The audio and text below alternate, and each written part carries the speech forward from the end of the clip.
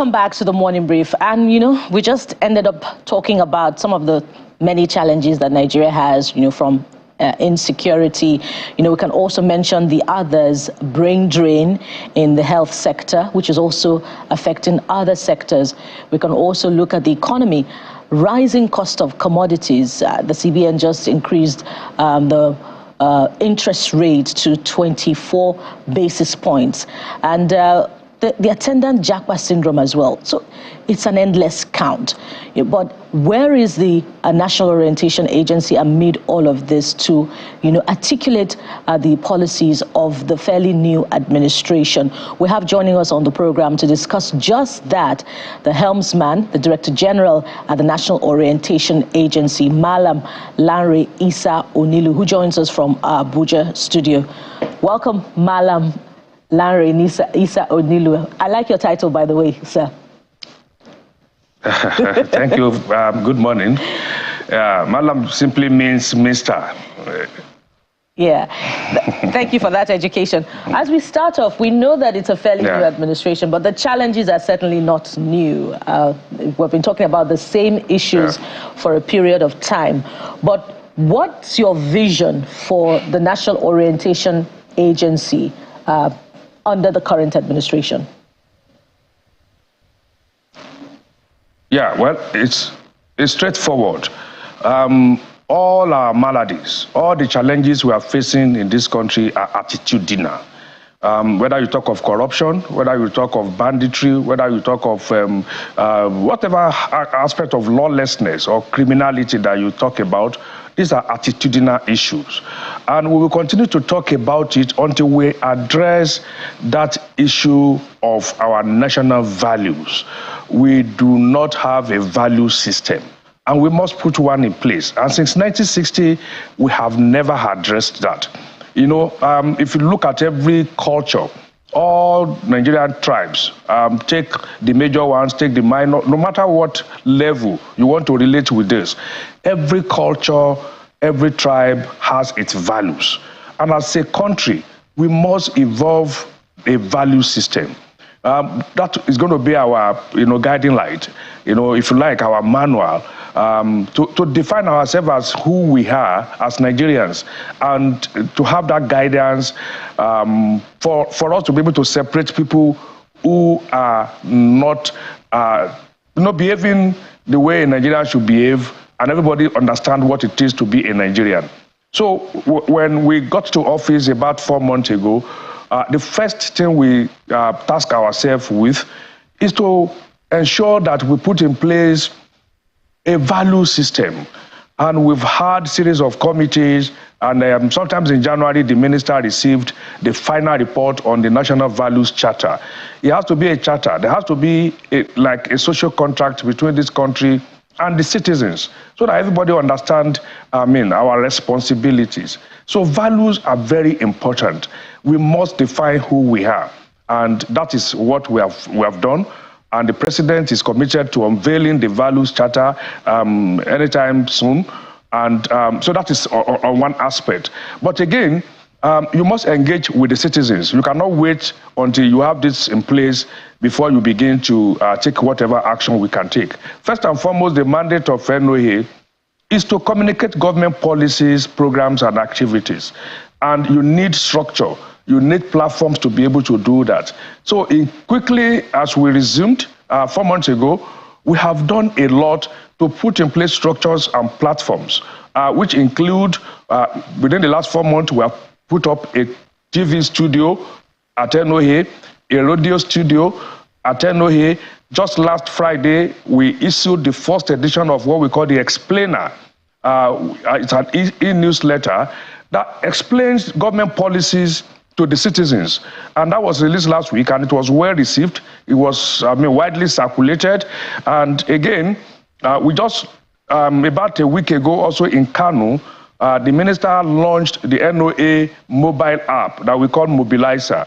The mobile app, becomes very essential as a platform to engage Nigerians in a country where about 72% of our population is below the age of 35. So you have the millennials, you have the Gen Z, who constitute the majority, more than 2/3 of the population of this country, to be engaged. And this, you must create the kind of technology that they understand, that they want to relate with, to be able to engage with them.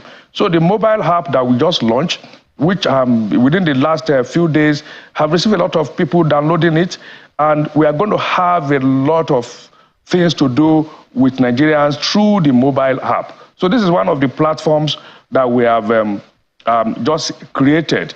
And in that, if I have the opportunity, I will speak more to this mobile app, because there are a lot of exciting features in it that will help us to disseminate and communicate government policies and programs, and engage with Nigerians. And also, we are strengthening our feedback mechanism, because part of the mandate of NOA is also to generate feedback for government.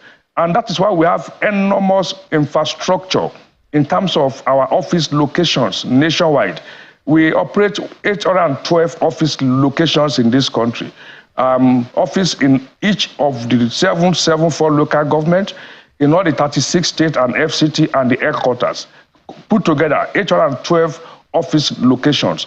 So we are now activating all of these structures to be able to engage to the last person in this country. So as we speak, we have built a lot of resources, a lot of data of Nigerians. If you go to NOA today, you can find in any part of this country data about artisanal associations and trade associations. If you want to know the chairman of the Onion Association in any part of the country, we will tell you. The Okada Rider Association, the barber, the tailor, the hairdresser, whatever you talk about, we have amassed this enormous data so that we can engage with Nigerians and we can reach all these people. You know, we're actually developing platforms targeting different segments of the society. If I may butt in, Mr. Anilu. Yeah. Justified, so that we can take as much of your perspective as possible. It's commendable the effort and the zeal with which you've approached the agency from what you reeled out. But sometimes it appears like blinking in the dark, the level of awareness, because a lot of people don't know these things you're talking about. In advertising, they say it's either you feast on people's gullibility by creating a product, or you create a product and make them need that particular product. A lot of people don't know whether the NOA exists with all of this you have said. So what are you doing, especially this Gen Z that are super saturated with loads of other things? How do you get their attention? What are you doing differently besides all of this? Because you can have all this gamut of products, but people are not aware of it. So in terms of awareness, what is NOA doing? Because as we said earlier, it appears the agency is visibly absent. Absolutely. Absolutely. I think I might have lost you. You go ahead. If you, I don't know what part of the question. I got your question. So, see, the first thing we needed to do was to create the platforms to engage with the people. It is true for several years, NOA appeared to have disappeared from the horizon. And within the last 4 months, we've done a lot, first and foremost, to put structures in place and create platforms, technology, and all the tools that we need to be able to engage. But not to be winking in the dark. If you look at our social media engagement in the last 2 months, we have upped the game. This requires a lot of resources. We are managing what we have. And again, earlier in January, we invited a number of advertising agencies in this country to pitch. And we had a very highly resourced committee that met with them at the Transcorp Hilton over 2 days, where 5 of them were selected, and a lot of materials have been designed in terms of jingles to engage, below the line and above the line advertising materials are all ready to be deployed. And even from this week, you'll start seeing all of that. And Channel is one of our choice media. You're going to start seeing all of that roll out. For an agency that has been somewhat abandoned, I won't say the agency was not doing much, but the agency was abandoned. If you go through what the agency has encountered in the last 10 years, you will feel sorry. As important as NOA is, Over the years, the government has not paid attention to it. But thankfully, we have a new government in place that is very, very concerned about the issue of attitude, behavioral change. And that's why the Ministry of Information and National Orientation was created. Don't forget that we used to have the Ministry of Information and Culture. So culture was taken out. The president is emphasizing on the need for orientation. And you cannot give people orientation. Like I always tell people, orientation itself is a journey. We must define what the destination is. And the destination is, who do we want to become? Who are we as Nigerians? And that's what the values charter that the president is committed to unveiling is all about. So very soon, you will begin to see all these products play out. It took a lot of time to put them in place. It took, in terms of the personnel, to even put together to do all of this, it takes a lot of time. You also need to capacitate the personnel to ensure that they have all the wherewithal within the limited resources that is available. So, but you can be sure that we do not want to just be making semantic noise. We want to actually address this problem or the challenge that we are facing in this country once and for all. And that is to put in place fundamental, charter that defines the role of this country to the citizens and the citizens to the country. I wish I can speak more on the values charter because it's very fundamental to whatever malady that you mentioned in this country. Right. We must evolve as a nation, and we can never evolve as a nation if we don't have value system. Very important point, the values. And I think you have reiterated that point time and again. It shows just how important it is. Ideally, when you talk about this values charter, which of course we look forward to, what should be the case really is that every elected politician should be an official of the NOA, right? Every government agency is an NOA representative in some sense.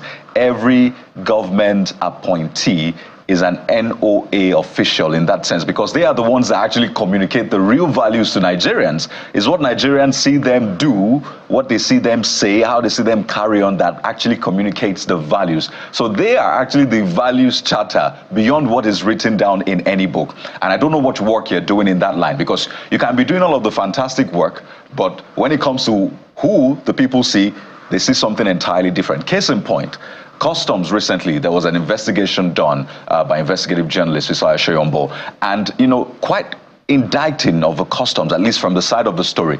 And all Nigerians just ask for is, can the Customs come out and give a statement, say this is not true, or we're investigating this, communicate the value of anti-corruption to Nigerians?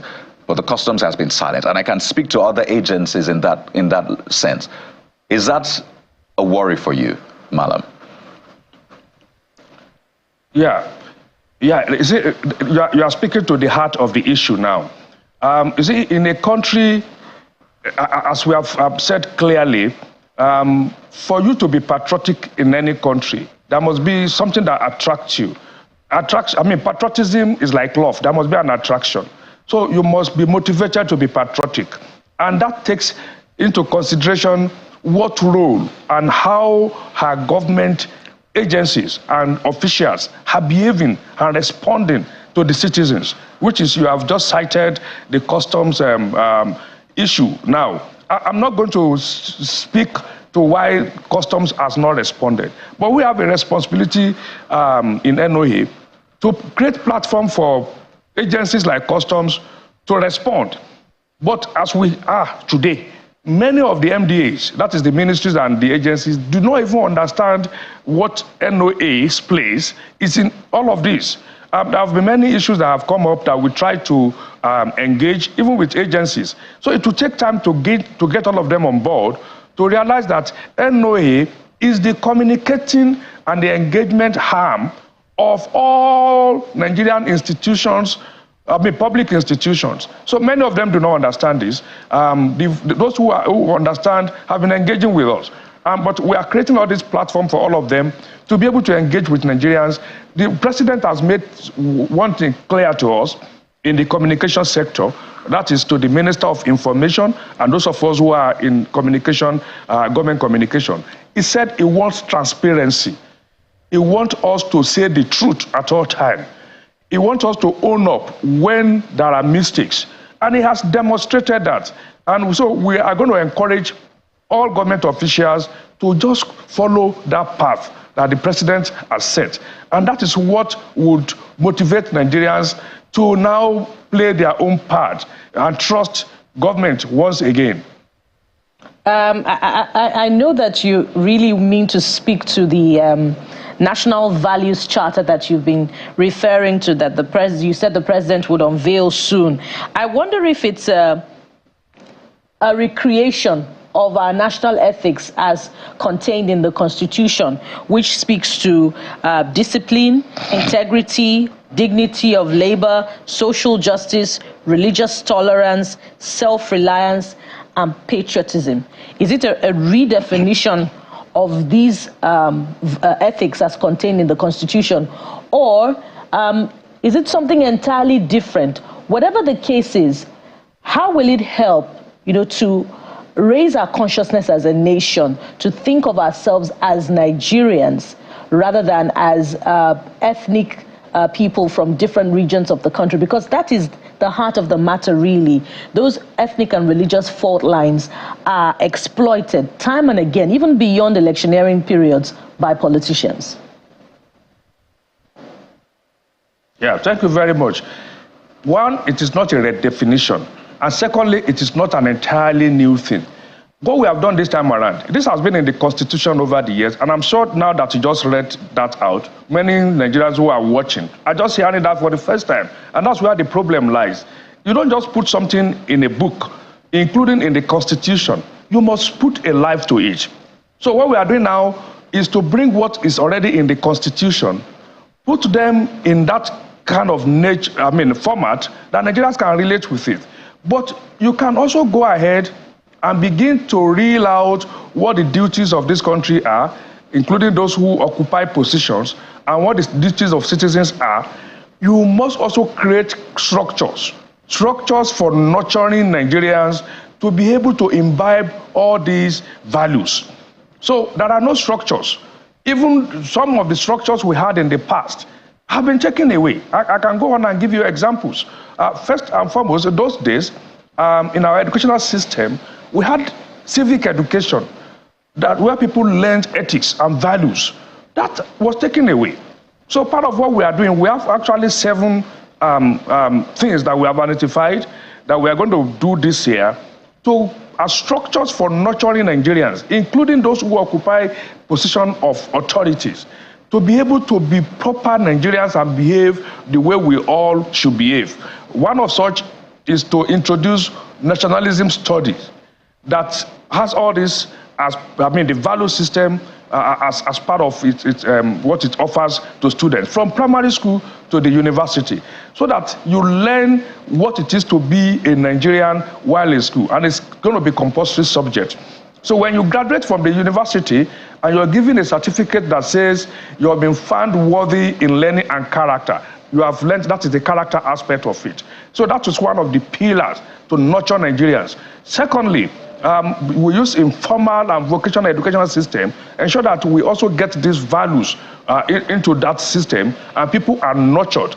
Because every country must nurture its citizens to be who they are supposed to be. Nigerians are not Chinese. We are not French. We are not Americans.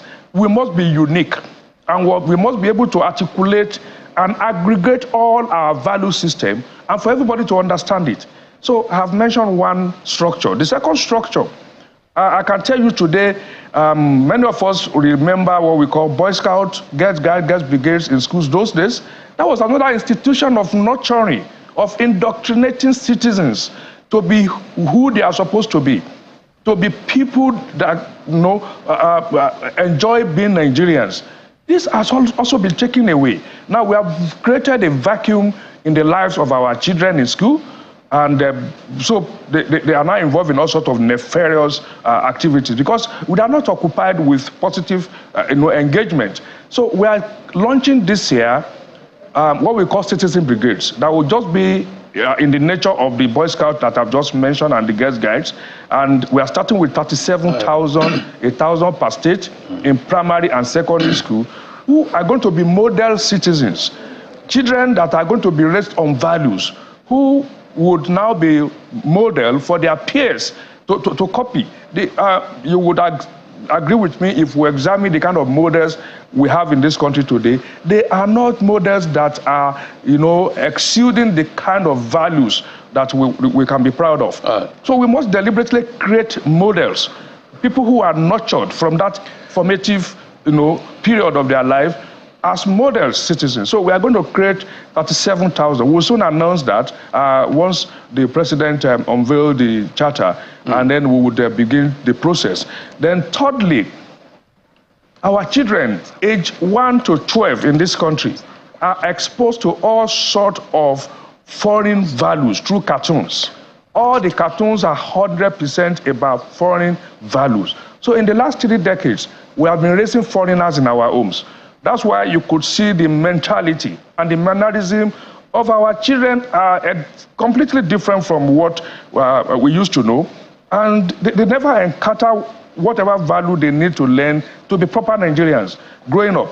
So we are soon going to be calling for entries from people who are skilled and they have competencies in creating cartoon characters in Nigeria, and we will give them support to produce world-class cartoons about our own local heroes, our victories, our failures, our history, for us to know who we are, and so that in the next 1 year, 2 years, 60% of the content of cartoons that our children are exposed to are about us. You go to Ibadan, you see a 10-year-old boy in Ibadan.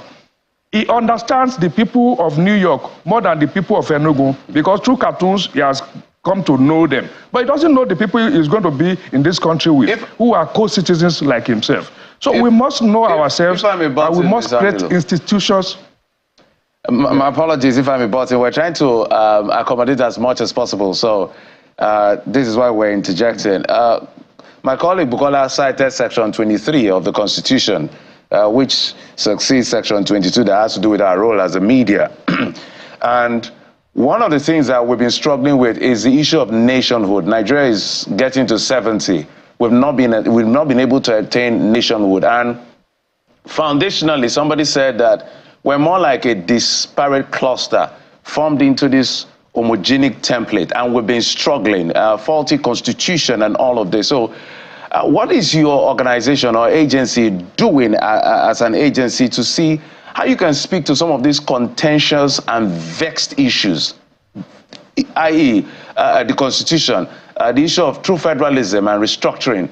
The last president was accused of lopsided appointment. We're seeing this president also following that path in some instances, and people are saying all of this, which is some of the trigger for some of this disunity and lack of attainment of nationhood, as some people will say.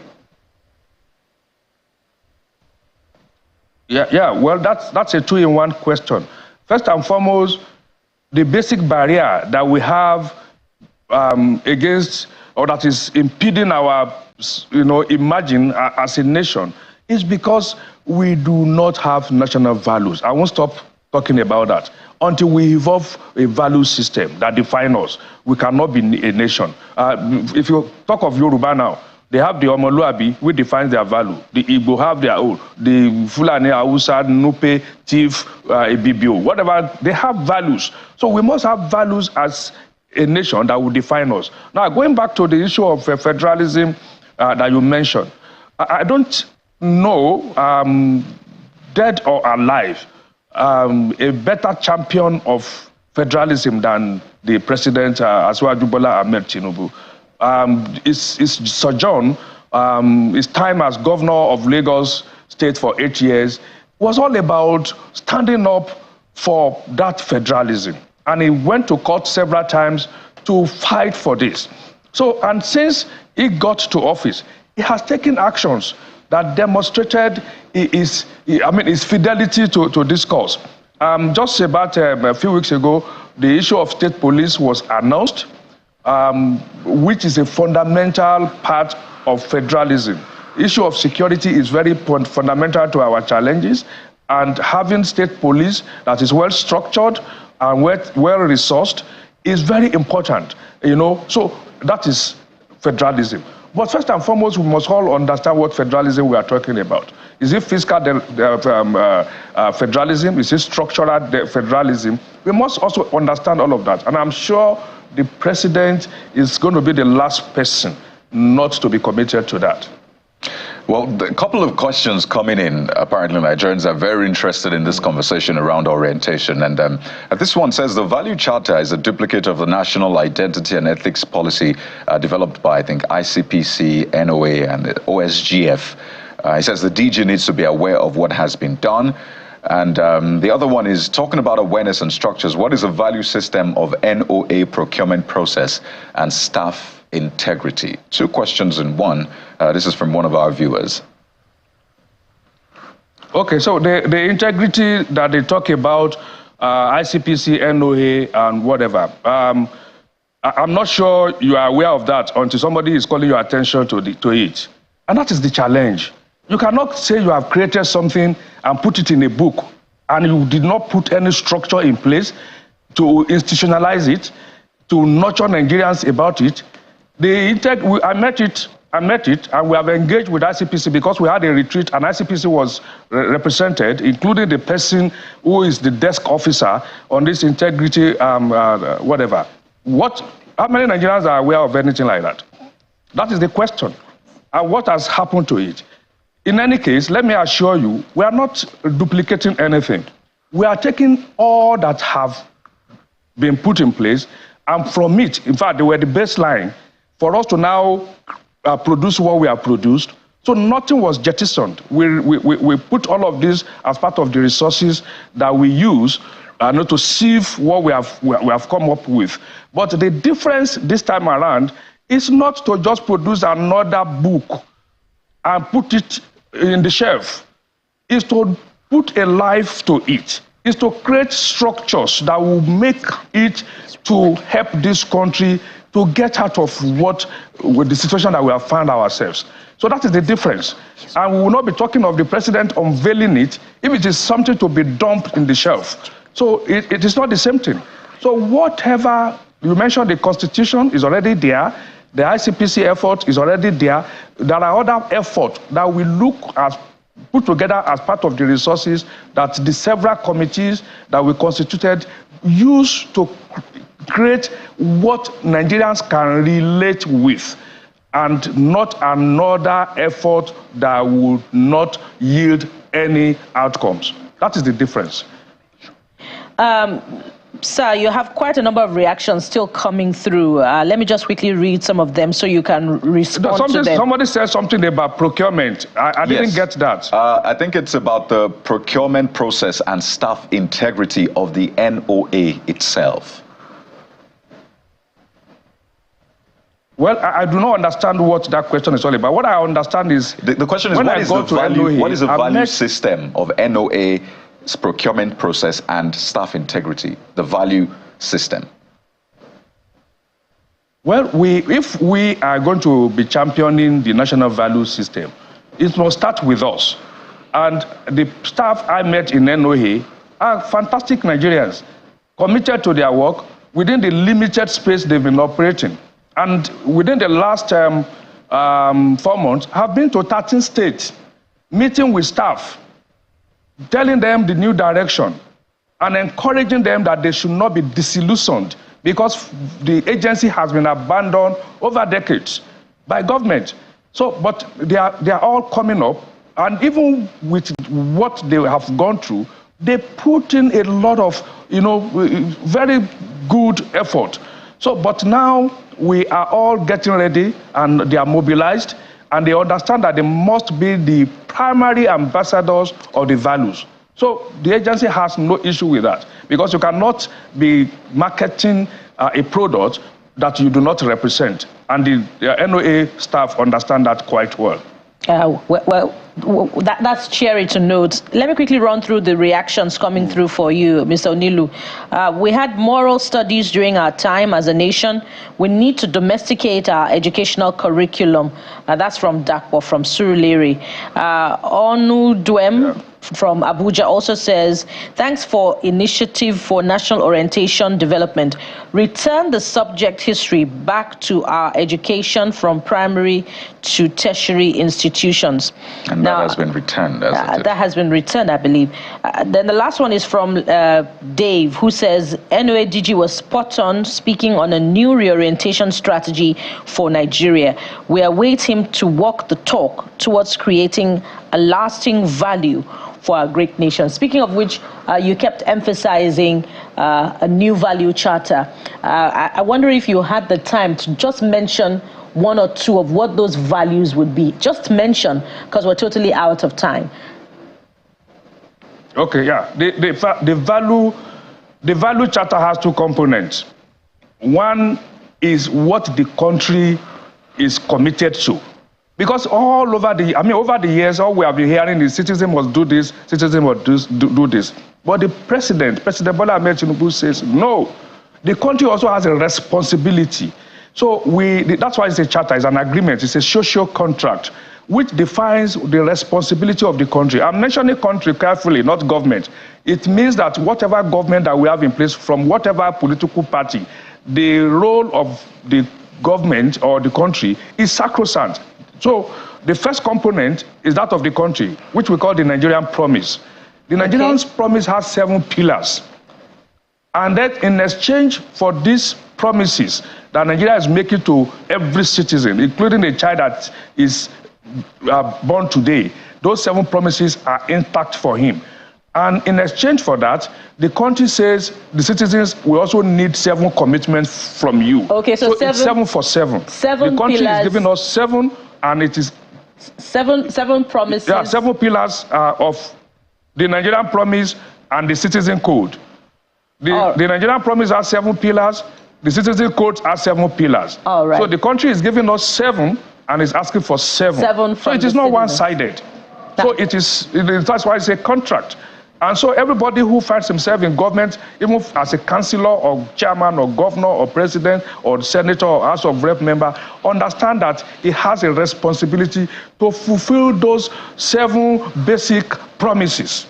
And every citizen understand that he has a responsibility to fulfill those 7 basic commitments. And when you put this together, that's why we say orientation is a journey. By the time we put this together, then we have embarked on that journey to nationhood. That's what this means. All right. Thank you so much, Malam Issa Onilu. 7 for 7 sounds exciting. And evidently, this segment is inadequate to cover all of those areas such that you can articulate it for Nigerians to understand. We look forward to having you back on the program so that we can hear more. And in fact, touch on other areas. We didn't talk about funding for the orientation agency and all other issues. Malam Issa Onilu, thank you so much, Director General of the National Orientation Agency. Thank you for your time on the program. And up next is the promise of tourism in Taraba State. What's that all about? Stay with us, we'll be right back.